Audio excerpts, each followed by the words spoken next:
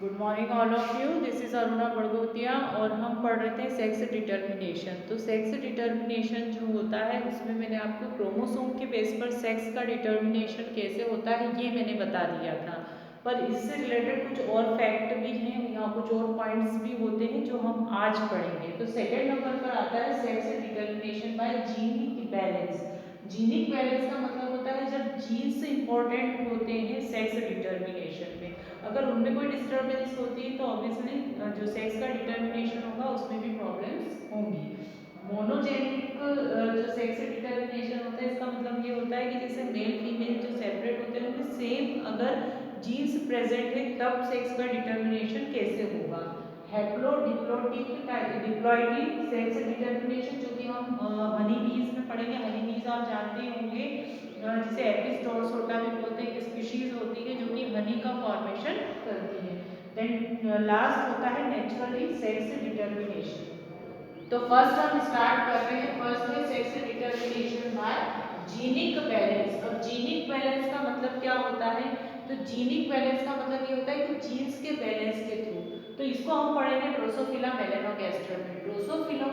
Drosophila melanogaster जो होती है वो एक रेड आई फ्लाई है, या रेड आई जो है वो इंसेक्ट है जो कि जनरली फ्रूट फ्लाई भी इसे कहा जाता है।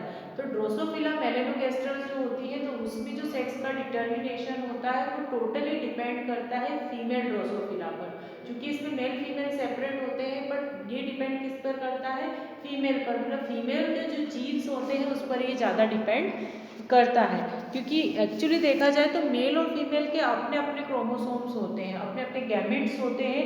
तो यहाँ पर जो गैमेट होते हैं वो जिसके ज़्यादा सबसे ज़्यादा स्टेबल होंगे या सबसे ज़्यादा एक्टिव होंगे वही जो होंगे नेक्स्ट जनरेशन को ग्रो करेंगे या नेक्स्ट जनरेशन को डेवलप करेंगे। तो यहाँ पर अगर देखा जाए तो फीमेल जो होती है तो फीमेल ज़्यादा स्टेबल होती है, या ऐसा कहें कि फीमेल जो क्रोमोसोम्स होते हैं वो ज़्यादा एक तरह से फीमेल के ज़्यादा एक्चुअली देखा जाए तो जो क्रोमोसोम्स होते हैं मेल और फीमेल के अलग अलग होते हैं, परंतु जो फीमेल होती है उसकी स्ट्रेंथ जो होती है क्रोमोसोम्स की वो ज़्यादा होती है, या जीन्स की। अभी हम जीन्स की बात कर रहे हैं। तो यहाँ पर जो फीमेल ड्रोसोफिला होती है उसके जीन्स जो होते हैं वो ज़्यादा, उनकी स्ट्रेंथ उनकी पावर ज़्यादा होती है। तो यहाँ पर अगर देखा जाए तो चूंकि हम जानते हैं कि जो फीमेल होती है उसमें डबल एक्स होते हैं और मेल जो होते हैं उसमें एक्स वाई क्रोमोसोम्स होते हैं।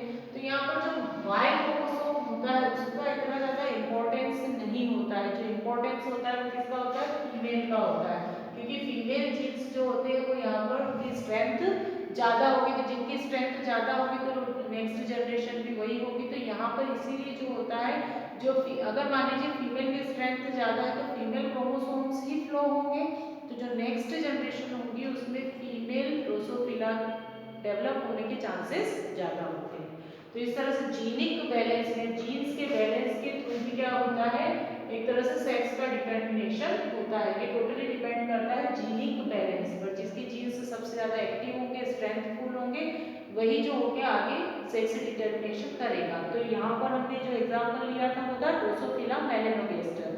तो ड्रोसोफिला मेलानोगास्टर में जो फीमेल्स होती हैं उनमें फीमेल के अलग क्रोमोसोम्स होते हैं, मेल के अलग क्रोमोसोम्स होते हैं। पर फीमेल के जो क्रोमोसोम्स होते हैं वो क्या करते हैं? ज़्यादा एक्टिव होते हैं, ज़्यादा स्ट्रेंथफुल होते हैं, जिससे कि नेक्स्ट जनरेशन जो होती है उसमें फीमेल्स होने के चांसेस ज़्यादा होते हैं। सेकेंड जो होता है monogenic sex determination. Monogenic sex determination क्या होता है? जनरली कुछ प्लांट्स में भी होता है, कुछ एनिमल्स में भी होता है। तो सम प्लांट्स और सम एनिमल्स में क्या होता है, जो सेक्स का डिटर्मिनेशन होता है वो केवल एक ही जीन्स पर डिपेंड करता है। क्योंकि अगर इनमें देखा जाए तो इनमें जो मेल और फीमेल प्लांट्स जो होते हैं उनमें सेम ही क्रोमोसोम्स होते हैं या सेम ही जीन्स प्रेजेंट होते हैं, क्योंकि इनमें दोनों में ही पाए जाते हैं, मतलब दोनों में प्रेजेंट होते हैं, एनिमल्स और प्लांट दोनों में ही ये क्रोमोसोम्स होते हैं। तो इनमें जो होता है केवल एक ही जीन्स के डिफरेंस के कारण जो होता है वो सेक्स का डिटर्मिनेशन होता है। जैसे पपाया है या क्यूलेक्स है, इनमें क्यूलेक्स जो है वो एक मॉस्किटो है, मॉस्किटो की ही स्पीशीज है। तो इसमें सेक्स का डिटर्मिनेशन जो होता है, जैसे इनमें देखा जाए तो क्रोमोसोम्स की नंबर सेम होती है, बस एक डिफरेंस के कारण क्या होता है नेक्स्ट जनरेशन में मेल होगा या फीमेल होगा ये डिपेंड करता है। थर्ड जो है हैप्लोडिप्लोइडी सेक्स डिटर्मिनेशन। तो ये थोड़ा इंटरेस्टिंग है क्योंकि थोड़ा लॉन्ग टॉपिक है कि हैप्लोडिप्लोइडिक टाइप का सेक्स डिटर्मिनेशन क्या होता है। तो जनरली अगर देखा जाए तो इस तरह का जो सेक्स डिटर्मिनेशन होता है वो हनी बीज में होता है। अब हनी बीज क्या होती है आपको पता ही है कि जो हनी का फॉर्मेशन करती है। आपने स्मॉल क्लासेस में भी ये पढ़ा होगा कि जो हनी बीज होती है उसमें 3 टाइप्स ऑफ ऑर्गेनिजम्स होते हैं, 3 टाइप्स ऑफ हनी बीज होती है जिसको हम बोलते हैं क्वीन, ड्रोन और वर्कर। ये 3 टाइप के होते हैं जिसमें से क्वीन जो होती है उसका काम होता है एग लेइंग का, ड्रोन जो होते हैं उनका काम होता है एग्स को फर्टिलाइज करने का, और वर्कर्स जो होते हैं वो काम करते हैं, ये दिन भर काम करते हैं, या तो हाइव्स बनाते हैं, हाइव के कंपार्टमेंट्स बनाते हैं, या फिर जाकर इनको जो फ्लावर जूसेस होते हैं उनको नेक्टर के थ्रू कलेक्ट करने का। तो ये काम इनका वर्कर का होता है। अब इनमें हमको देखना है कि इनमें जो होता है आने वाली जो जनरेशन होती है वो कैसे होती है। तो उसमें बहुत टिपिकल एक प्रोसेस होती है, अगर देखें तो जो क्वीन होती है वो कैसी होती है, डिप्लॉयड होती है। डिप्लॉयड मतलब कि 2n होती है, नंबर ऑफ क्रोमोसोम्स जो होते हैं या नंबर ऑफ न्यूक्लियस वो डबल होते हैं। और ये जो होते हैं ड्रॉन, ये कैसे होते हैं, हैप्लॉइड मतलब सिंगल एन होते हैं, सिंगल न्यूक्लिएटेड होते हैं। और ये जो होते हैं ये भी कैसे होते हैं, हैप्लॉइड होते हैं, क्योंकि ये जो होते हैं हैप्लॉइड सॉरी ये जो होते हैं ये भी डिप्लॉयड होते हैं, मतलब कि 2n होते हैं। अब क्या होगा, अब ये जो होते हैं मियोसिस के थ्रू इनमें भी फर्टिलाइजेशन होता है, तो इनमें भी ये भी गैमेट्स का फॉर्मेशन करते हैं।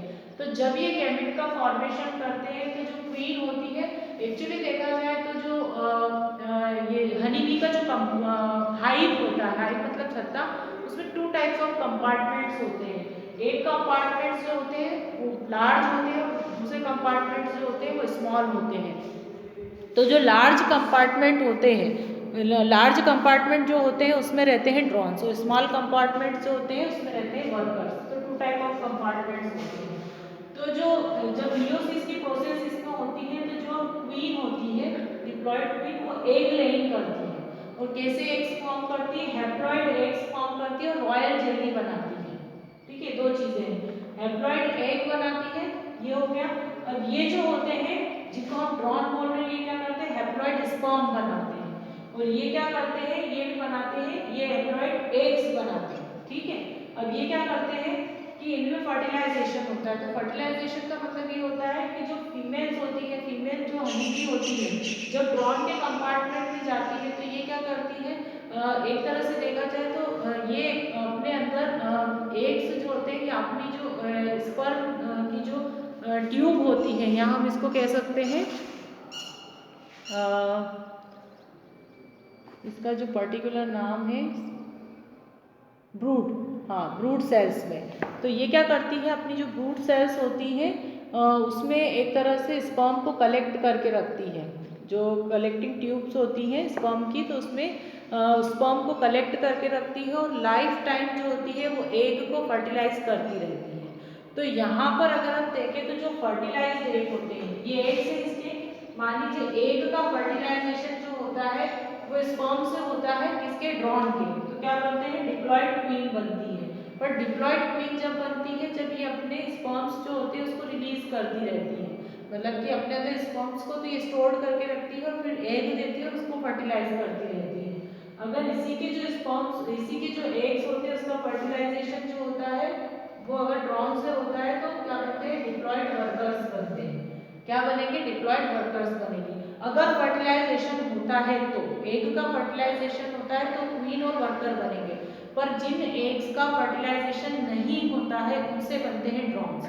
तो यहाँ पर हमको यही चीज होती है कि जो ड्रोन्स होते हैं वो कैसे होते हैं, अनफर्टिलाइज्ड होते हैं, और जिन एग्स का फर्टिलाइजेशन हो जाता है उनसे क्वीन बनती है और वर्कर्स बनते हैं, और वर्कर्स जो एग बनाते हैं उससे हैप्लॉइड ड्रोन्स बनते हैं। तो यहाँ पर यही कॉम्प्लिकेशन होता है कि एक दूसरे से अलग चीज का फॉर्मेशन हो रहा है, क्योंकि जो ड्रोन होते हैं वो तो अनफर्टिलाइज्ड हो जाते हैं, मतलब जो एग ऐसे ही रह जाते हैं जिनका फर्टिलाइजेशन नहीं होता है। क्योंकि क्या करती है, जो फीमेल जो क्वीन होती है वो क्वीन क्या करती है, फिर कुछ ऐसे एग्स होते हैं जिनपे कि स्पर्म्स को रिलीज नहीं करती है, उनके एग्स पर स्पर्म को रिलीज नहीं होने देती, जिसके कारण जो एग होते हैं वो अनफर्टिलाइज्ड रह जाते हैं, और वही अनफर्टिलाइज्ड एग क्या बनाते हैं, आगे जाकर ड्रॉन बनाते हैं।